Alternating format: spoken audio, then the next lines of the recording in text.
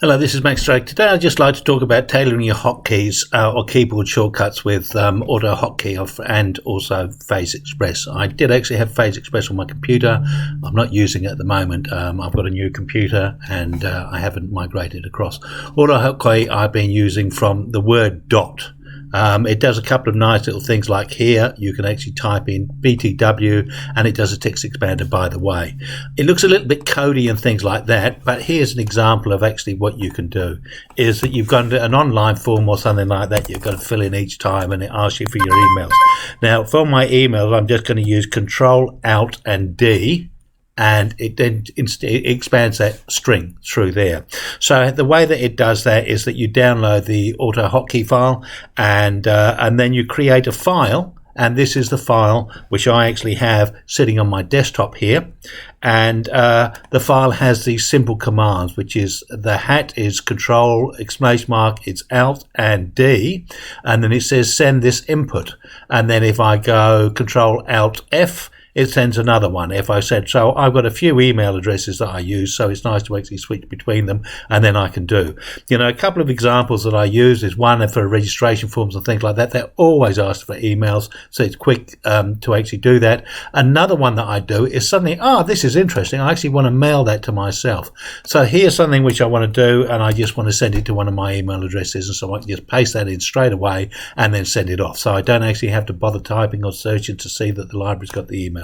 So I use them all the time. Now, one of the things that is the other one. Oh, sorry, now I've gone and lost that. PhaseExpress. Now, PhaseExpress is a much more shinier version, and it's free of charge for personal users. There are a couple of other ones out there that are similar to PhaseExpress, but you can try before you buy. Now, what this does is that, and this is where initially I was playing with this, is you see it's got a personal signature here, and I had it and I ended up doing a couple of smart PhaseExpress things. It also does a really couple of great autocorrect things, like if you find you're a little bit dyslexic and you're also always typing some words backwards, like instead of I'm you type MI or something like that, or you type a little I and an M and you usually want it to be an uppercase, it will do an autocorrect on some of those. So if you have a specific words and things like that that you're always having to autocorrect, it will do that for you. So it's actually quite nice.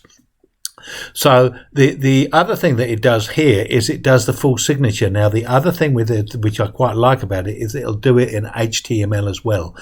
You can do that in AutoHotKey, but it's a little bit more programmatically awkward, and I actually just found PhaseExpress was a hell of a lot easier for doing that. So I might even think about putting it on, because my full signature is this. So if I actually go into HTML, it's got a whole load of links and things that sit into there, and if I just tried, so with PhaseExpress I just had that as just FS, which was full signature, and then I could put that on my full signature on for some of those things, or I actually had different technical signatures depending on what I was actually trying to do.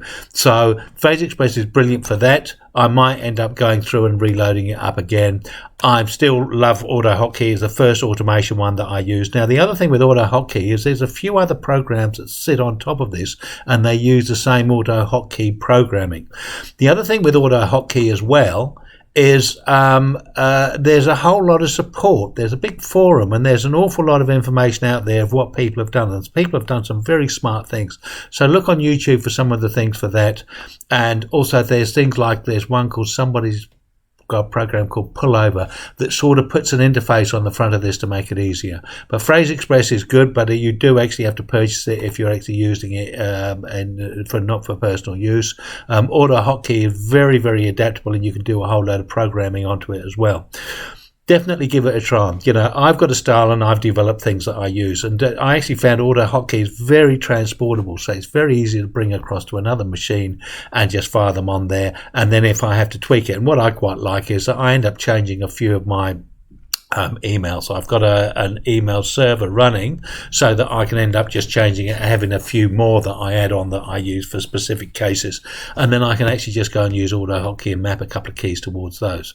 So that's just how I use it, and in some ways I'm using them in a little bit of a simplistic way, but I do find for things like forms it's an absolute pleasure to actually use. And like in a Google account or something like that, log on with a Google account, you can actually just straight away map into, you know, Control Alt F, I think is my Google one or something like that. So, or Gmail account, sorry. So definitely give those ones a try. It's a good mapping. You know, the problem with me is I've mapped so many keys to so many different things. It's a bit hard. There's this one here which actually has your name. Some of them actually have a full name. Some of them want a first name and then a surname and things like that. So you could map keys to those as well. And also if you have a generic password that you actually use, you know, like 1, 2, 3, 4, 5, 6 or something, or one that just gets through that you use as standard for these sorts of, you know, not necessarily for this, but something that you're using once or twice.